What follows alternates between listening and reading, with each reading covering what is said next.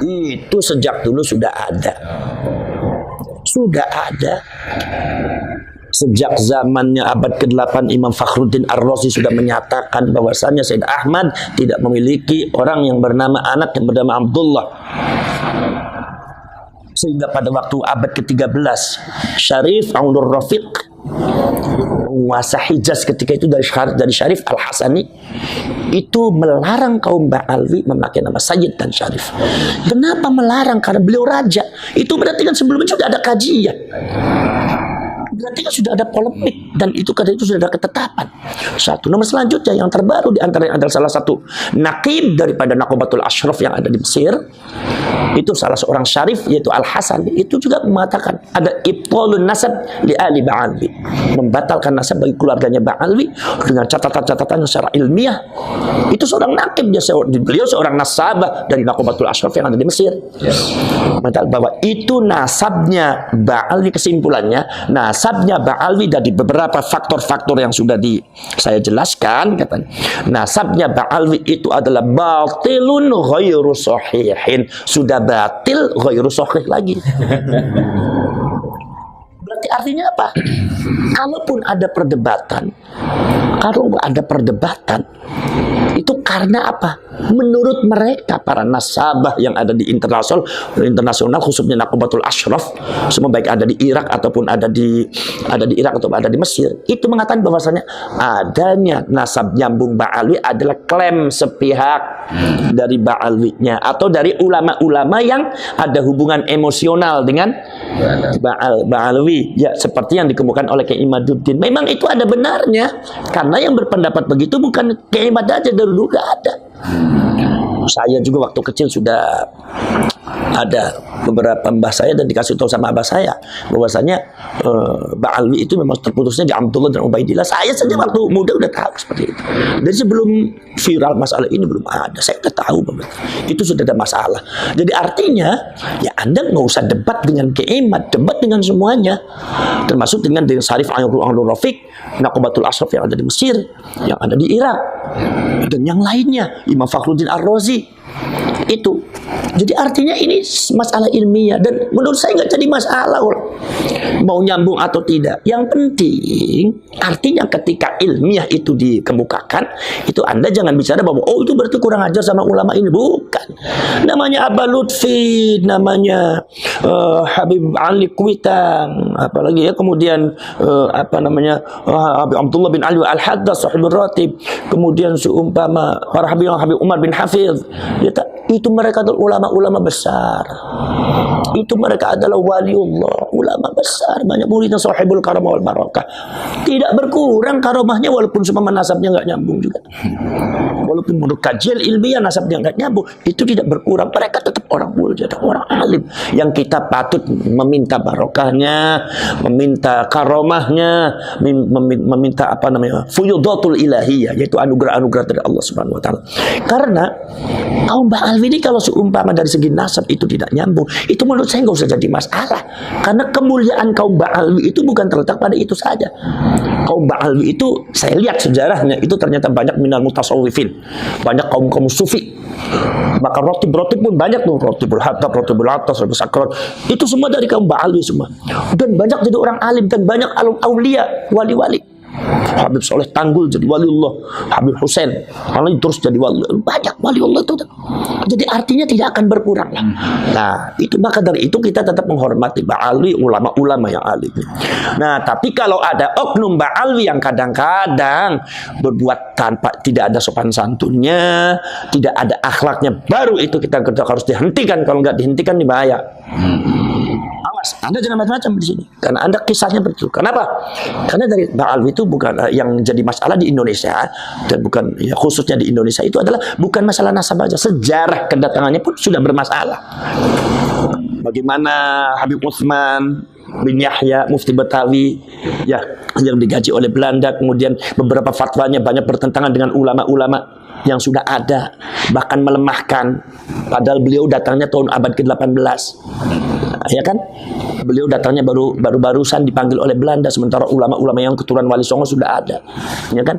Bagaimana Syarifah Fatimah, di mana Syarifah Fatimah bekerja sama dengan dengan Belanda untuk mendapatkan Kesultanan Banten, di mana keturunan aslinya yang dari Banten itu yang anak terbesarnya itu dibuang di Ambon, sementara Syarifah Fatimah Abdullah dijadikan Sultan oleh Banten, dan akhirnya mendapatkan masalah.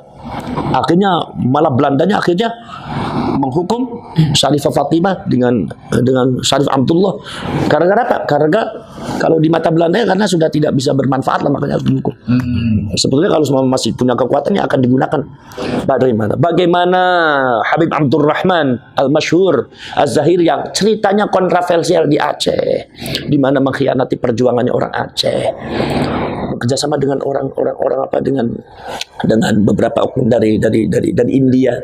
Dan bagaimana yang lainnya ini juga datangnya bermasalah ini. Arab dari Hadramaut tuh, ya.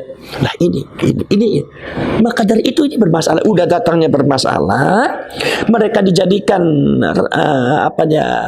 masyarakat strata nomor 2 setelah Belanda. Sementara masyarakat Indonesia ketika zaman Belanda dijadikan strata yang paling bawah.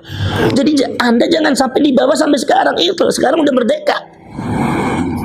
Sekarang Belanda udah nggak ada. Jadi Anda strata seperti itu jangan dibawa-bawa. Anda jangan membanggakan diri, merasa dirinya adalah di atas orang pribumi. Lah salah Anda, berarti Anda masih membawa misi Belanda. Jadi menurut saya itu fakta sejarah, bukan provokasi. Itu fakta sejarahnya seperti itu. Dan itu fakta sejarah tentang nasabnya seperti itu. Tinggal Anda transformasi. Kaum Ba'al itu mengadakan transformasi. Tunjukkan kepada masyarakat bahwa kami tidak seperti itu. Bahwa kami sekarang tidak seperti itu. Dulu sama Belanda iya, tapi sekarang kami niat untuk setia kepada Indonesia. Dan jangan buat provokasi dan buat kerusuhan, kegaduhan ada di Indonesia. Ingat loh, kalau seandainya ada kegaduhan di Indonesia, sejarah Anda seperti itu, Indonesia tidak pernah pandang mundur. Indonesia itu banyak pejuang-pejuang yang tidak pernah takut sama siapapun. Dari mulai Aceh, dari mulai Makassar, dari mulai Sumatera, dari mulai Jawa, dari mulai Sunda, dari mulai Jawa Timur sampai Madura, dari Kalimantan, Sulawesi. Semua itu adalah para pejuang-pejuang yang tidak pernah mundur, tidak pernah takut sama siapapun.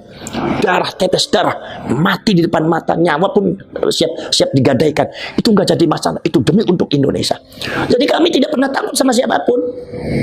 Kalau Anda seumpama tidak mau berbuat benar di negara kita, kalau Anda tidak mau menghormati adat budaya dan menghormati tokoh-tokoh kita yang ada di Indonesia ini, dan Anda melakukan tindakan-tindakan yang tidak terpuji di Indonesia ini, awas, hati-hati, akan menghadapi seluruh rakyat Indonesia akan bergerak. Jangan sampai Anda terusir gara-gara hal yang tidak benar yang Anda lakukan. Apalagi kenapa? Karena Anda dari segi sejarah juga seperti itu bermasalah, dan nasabnya juga bermasalah. Ini dua yang jadi poin yang sangat besar. Makanya Anda harus maklumi. Anda maklumi, berbuatlah yang baik Anda. Berilah manfaat untuk negara ini. Berilah masukan-masukan kepada masyarakat yang baik. Berilah contoh yang baik. Berilah akhlak yang baik. Jangan sampai Anda menggombar-gomborkan dirinya sebagai nasabnya Rasulullah, ini cucunya Rasulullah, tapi nyatanya Anda akhlaknya seperti setan dan iblis. Kata Rasulullah, takhayyaru li nutfikum fa innal 'irqa dassas. Rasulullah mengatakan, milihlah kalian untuk jodoh kalian, untuk anak cucu kalian, milih perempuan yang baik. Fa innal 'irqa dassas, karena darah itu meresap. Resapannya darahnya Rasulullah, ya akhlaknya baik, ya tawadu, seperti akhlak-akhlak dan ketawaduannya cucunya Rasulullah dari Wali Songo. Mereka cucunya Rasulullah, tapi mereka tidak pernah menonjolkan dirinya sebagai cucunya Rasulullah. Bahkan mereka menghormati orang lain seolah-olah mereka bukan cucunya Rasulullah. Coba anak keturunannya Wali Songo berapa tahun tidak pernah mengakui, bahkan ada yang mengatakan itu adalah palsu. Apakah bergejolak? Tidak, biasa saja. Kenapa? Karena kemuliaan bagi kami bukan terletak pada nasab. Maniftakhara bin nasabi wal aba dhahabat barakatuh. Barang siapa yang sombong akan nasabnya dan menyombongkan bapaknya dan nasabnya, maka hilang barokahnya. Kami tidak akan seperti itu. Maka abah kami, mbah kami, datuk kami tidak pernah mengajarkan untuk membanggakan nasab. Makanya kebanyakan nasab mereka dipegang oleh orang yang dipercaya, mastur yang lain tidak kasih tahu. Kenapa? Barangkali ada orang keracunan nasab, mabok nasab, akhirnya berbuat sesuatu yang tidak benar. Ini sungguh yang namanya darah itu meresap. Anda darahnya siapa? Darahnya Rasulullah. Akhlaknya akan seperti ini. Anda seperti itu. Apa betul Anda darahnya Rasulullah? Apalagi Anda sejarahnya seperti ini. Apalagi Anda secara nasab Anda seperti ini. Sementara Anda perilakunya seperti ini. Jangan-jangan itu benar bahwa Anda itu bukan cucunya Rasulullah. Jangan-jangan itu benar bahwa Anda itu adalah orang Yahudi yang sukanya memberontak. Jangan sampai masyarakat punya asumsi seperti itu. Adakan transformasi secepatnya. Jadi masyarakat Ba'alwi, udah kami diakui sebagai nasabnya Rasulullah atau tidak, udah kami yang penting berilah kiprah yang positif terhadap negara Indonesia, bangsa Indonesia. Jangan buat kekacauan, jangan buat kegaduhan, jangan menanamkan hal-hal yang tidak baik, jangan meracuni masyarakat untuk benci kepada ini, benci kepada ini, benci kepada ini. Apalagi mengucapkan kata-kata yang tidak sopan. Mana ada cucunya Rasulullah bicara seperti itu. Jadi akhirnya masyarakat sudah asumsi sudah jelek bahwa oh ini akan seperti, oh berarti seperti ini, berarti karena fa innal irqa dassas, yang namanya darah itu meresap. Anda resapannya dari siapa? Kalau dari Rasulullah akan seperti ini. Karena akhlaquhul Quran, akhlaknya Rasulullah adalah Al-Quran. Ya kan? Rasulullah dibanggakan oleh Allah Subhanahu wa taala, fa innaka la'ala khuluqin azim. Akhlaknya Rasulullah menonjol ke akhlaknya. Maka yang meresap kepada anak cucunya adalah akhlaknya. Kalau Anda akhlaknya mukhalifun lirrasul, ada seorang laki-laki mengaku dirinya, di dalam dirinya ada darahnya Rasul, tapi akhlaknya, sifatnya, tingkah lakunya, pola hidupnya bertentangan dengan Rasul, siapa yang mau percaya? Dasasnya kemana ini?